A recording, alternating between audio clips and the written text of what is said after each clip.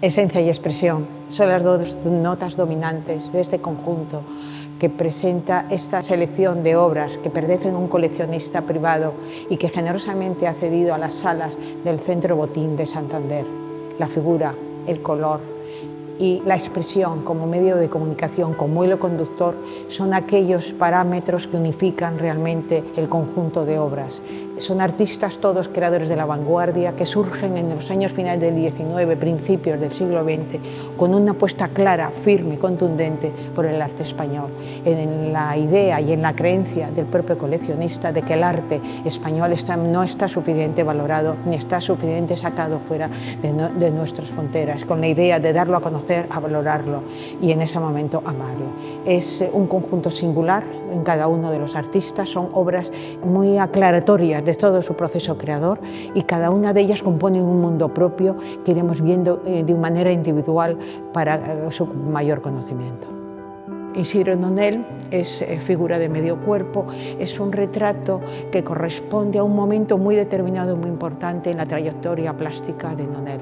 Nonel, formado en Barcelona académicamente, como era la enseñanza del momento, empieza a rechazar esa formación, empieza a pintar fuera de la academia, sale al exterior y conoce otros mundos, conoce la marginación, conoce los seres marginados que viven fuera de la urbe, de la gran ciudad, y le empieza a interesar como tema de sus composiciones.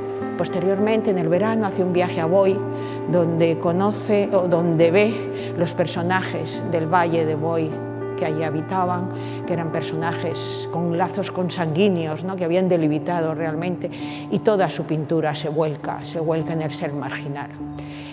Va a París, hace 2 o 3 viajes a París, breves, conoce lo que se está haciendo, tampoco queda del todo convencido y vuelve y prepara lo que él considera una grandísima exposición en Barcelona. Cuando presenta la exposición es absolutamente rechazada y entra en un periodo de crisis personal. ¿Por qué rechazado? Es rechazado por 2 puntos. Por uno, la temática de mujeres gitanas no podía gustar en la Cataluña de ese momento. Y luego, el segundo punto sería su dicción plástica, esa pintura suelta. Esa manera de traducir la imagen no era la usual de un pintor del momento en Cataluña.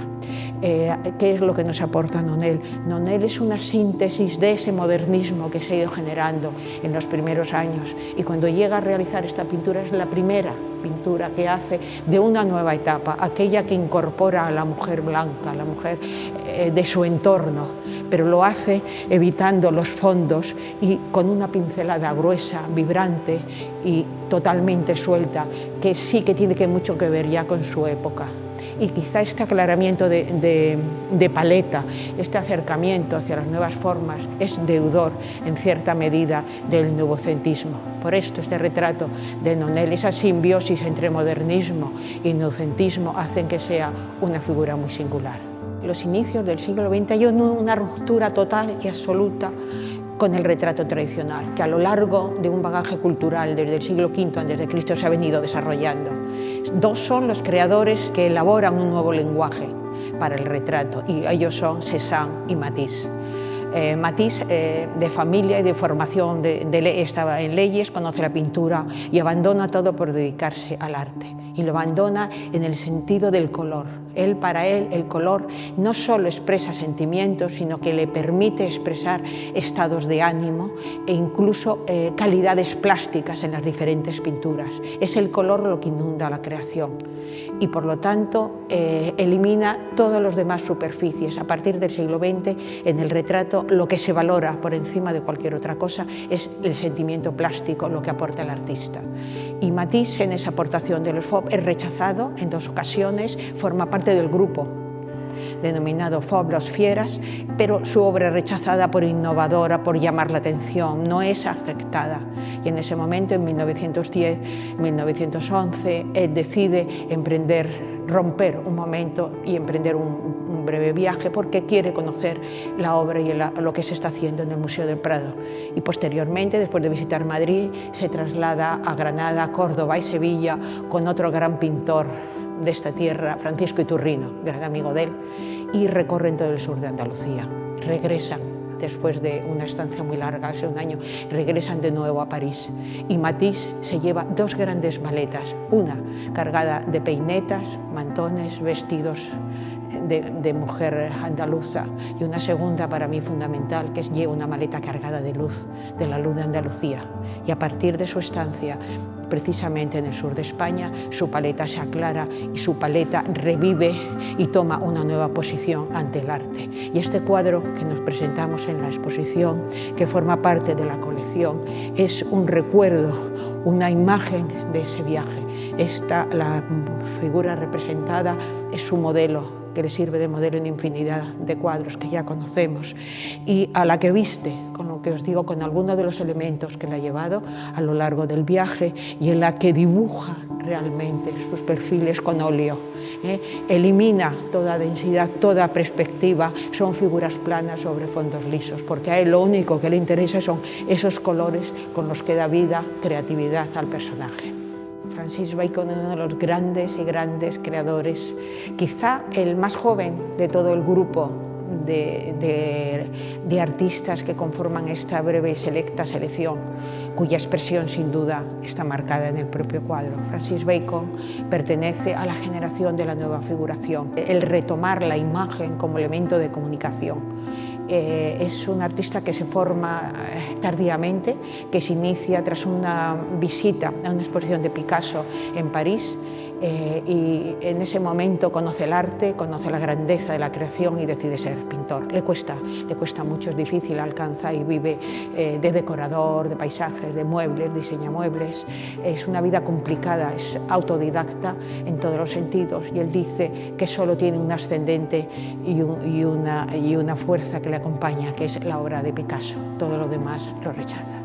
Su obra es difícil en cierta medida, pero es perfectamente identificable desde el punto de vista que sus retratos son total y absolutamente psicológicos. Bacon hace bastantes retratos, pero nunca pinta del natural, siempre a través de la fotografía.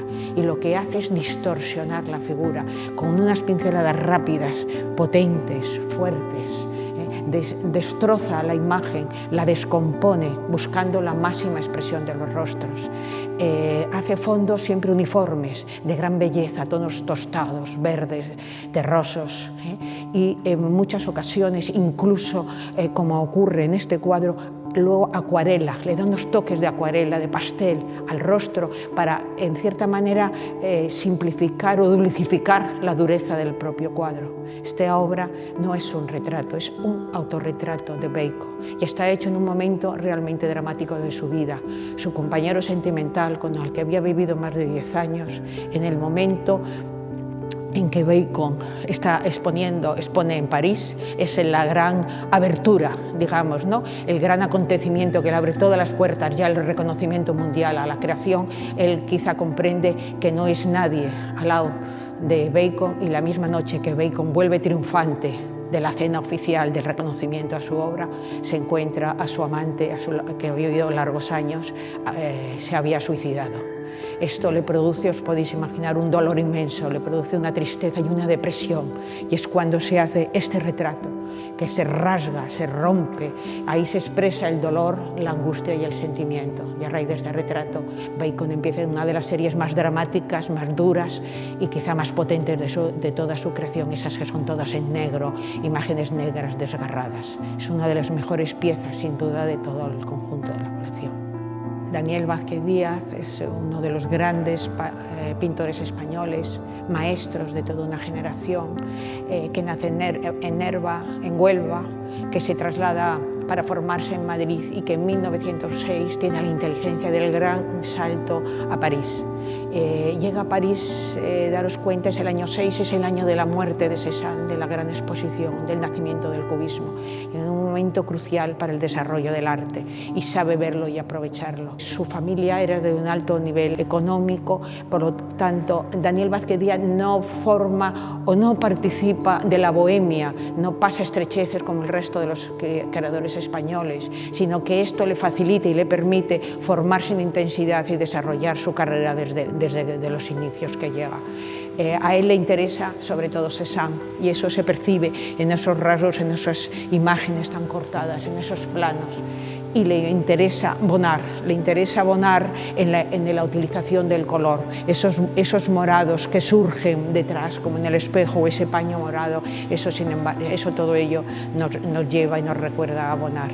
Trabaja con los grandes, es amigo de Modigliani, de Juan Gris, pero en 1918 había contraído matrimonio con una gran escultora danesa, Eva Argenhol, y regresan a España. El regreso es difícil y complicado, su pintura no es aceptada, es un momento rechazado porque lo que él trae realmente es muy innovador. Es lo que conocemos o se denomina como el neocubismo, es un cubismo, es una figuración deudora, digamos, en todo caso, del cubismo, en las formas constructivas, en las formas de sintetizar, en los elementos que plasma. Vázquez Díaz es quizá el mejor retratista, digamos, de toda su generación, que incluso crea un conjunto que él mismo llama Los hombres de mi tiempo. Expresa como nadie la sencillez, la belleza y el cubismo, las vanguardias, resume su obra todo lo que supone la vanguardia, y eso en los años 20 es aceptado, reconocido y valorado en el arte español. En este conjunto que presentamos, cuyos valores principales son esencia y expresión, no podía faltar la figura de José Gutiérrez Solana. José Gutiérrez Solana es un artista realmente que pertenece por generación a la generación del 98, a la generación pesimista, a la generación clásica en cierta medida, pero sin embargo desarrolla su obra en los años 20 en plena vanguardia. Y esa simbiosis entre tradición y vanguardia quizás sea la esencia y el verdadero lenguaje de José Gutiérrez Solana. Es un artista difícil, complicado, es un artista brillante que vive al margen de cualquier consideración o de cualquier movimiento estético del momento. Él vive y trabaja y hace lo que realmente desea hacer. En este momento, en este retrato que tenemos detrás, representa a su amigo Emeterio, le representa de una manera muy característica como José Gutiérrez Solana hace los cuadros, que es identificando, no solo plasma al personaje, como vemos aquí, que es un pintor de las máscaras de Carnaval de Madrid, que tenía su taller, como digo, en Las Vistillas, sino que además le pone todos los elementos que, si no supiéramos que se llama Emeterio, nos da igual, siempre descubriríamos que la persona que surge en ese cuadro es una persona que se dedica a pintar imágenes, le llena con sus botes de pintura, con sus máscaras pintadas en la pared que rodean, y crea con ello un mundo propio, propiamente identificativo. Es un mundo solanesco, nunca mejor dicho, es un mundo negro en cierta medida, pero en el que el color, la brillantez del color de Solana siempre surge como nota dominante de cualquier composición. Estamos ante uno de los grandes y más personales creadores del siglo XX español. Es maravilloso realmente poder contar en este pequeño conjunto con una obra de Cossío. Francisco Gutiérrez Cossío, que nace en La Habana, pero realmente se forma y pasa su niñez, su infancia y su juventud toda en Santander, está ligada a esta tierra, marcha a París, primero a Madrid, a formarse como pintor, donde entra en la academia y es amigo de Bores, Manuel Ángeles Ortiz, todos aquellos artistas que conforman la vanguardia española en París. Se traslada con ellos en 1923, se instala en París y empieza a recomponer su obra. Es una obra figurativa, muy suelta, luminosa, es lo que se denomina en ese momento la figuración lírica, y llega realmente a triunfar, de tal manera que es reconocido, empieza a vender y decide regresar a España momentáneamente para pedir una beca, se quiere trasladar a Estados Unidos, pero hay una serie de acontecimientos que entroncan, rompen esa decisión. Entre ellos se mete en política en la Falange y dedica mucho tiempo al Racing de Santander, que era fundador, era uno de los socios fundadores del mismo.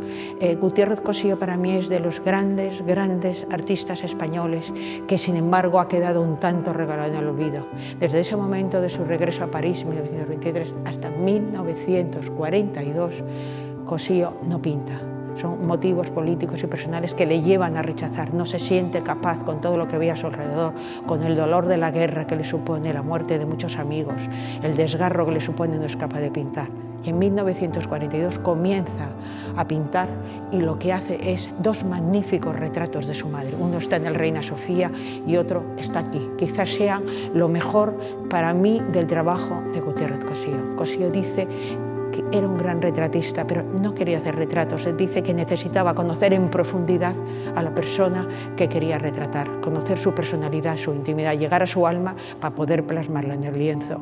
Es una obra, por lo tanto, característica no solo en cuanto a la técnica, en cuanto a la imagen que os comento, sino en cuanto a la técnica. Él rehuía, por ejemplo, establecer líneas rectas, veis que todo curva en torno al retrato, y además hace una técnica complicada, difícil, pero que le da esa sutileza, esa belleza, que son veladuras. Trabaja no con una veladura, sino que es capaz de construir dos veladuras sobre la propia pintura, y finalmente lanza ese goteo que es tan característico de él, finalmente para cerrar la composición.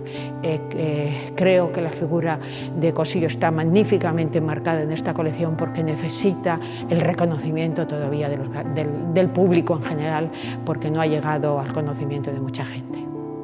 José Victoriano González, Juan Gris, uno de los grandes creadores internacionales que ha aportado con su obra una revolución y un cambio en el arte mundial del siglo XX. Se denomina Juan Gris, nombre que ignoramos porque lo toma, porque incluso hay pequeñas obras ya, cuando eso está, se dice que en Francia, probablemente cuando está en España, ya llega a afirmar como Juan Gris. Se traslada en 1906 por indicación precisamente de Vázquez Díaz, que le dice ven a ver todo lo que aquí acude, y acude a París. Y acude, como os digo, en el movimiento clave del año 6, año de la Revolución. Empieza a vivir de dibujar para revistas hasta que en 1912 logra hacer su primera gran exposición. Ahí es cuando se da a conocer y cuando se valora y se empieza a desarrollar toda su obra cubista, porque él conoce la obra de Picasso y Braque, pero digamos que en cierta medida la supera. Era un hombre intelectual, era un gran creador, poseedor, y lo que hace es desarrollar más matemáticamente o más científicamente el cubismo. Picasso y Braque dejan que las formas construyan y destruyan, y él no, él hace que la forma desarrolle y conforme la propia descomposición de la pieza. Estamos ante una obra de 1918, estamos al finales ya de la Primera Guerra Mundial, es el verano anterior de su finalización, y él está refugiado en un pueblo de su compañera, y allí trabaja junto a otros grandes creadores como son Lipsitt y María Blanchard, y todos ellos contáneamente ejecutan varios arlequines, porque el arlequín era una figura que estaba entonces ciertamente de moda a través de los ballets rusos de Diágilev, que se dio a conocer, y era una figura que daba muy bien para reconstruir y descomponer en las diversas imágenes que lo componen. Es sin duda Juan Gris lo más puro y lo más esencial del cubismo. Murió tempranamente en 1927 en la más absoluta y total pobreza y totalmente olvidado. Solo posteriormente se ha valorado y reconocido su prestigio. Y como broche final, la obra de Joaquín Sorolla. Joaquín Sorolla es un artista valenciano, formado en Valencia, formado en la más pura tradición académica, como era el uso del momento en que él se forma, de la escuela. Se traslada posteriormente a Roma, continúa trabajando en la vanguardia, en la más pura tradición. Posteriormente se acerca a París desde Roma, hace algunas visitas, pero él sigue en su línea de creación de pintura tradicional. Regresa a España y empieza a pintar incluso temas de mar, temas oscuros, de pescadores, pero se entroniza, empieza a estudiar y a ver la luz de Velázquez. Sorolla lo que aúna y lo que engrandece es unificar la pintura tradicional y la luz. Esos dos elementos son básicos en toda su posterior creación y son los que le identifican, y especialmente el retrato. Si algo, yo sé que el retrato no era de los temas más a su gusto, más personales, sin embargo el retrato fue el que le dio más fama mundial, y el retrato fue el que le dio un gran auge económico, el que le permitió crear en libertad y vivir y crear lo que realmente quiso.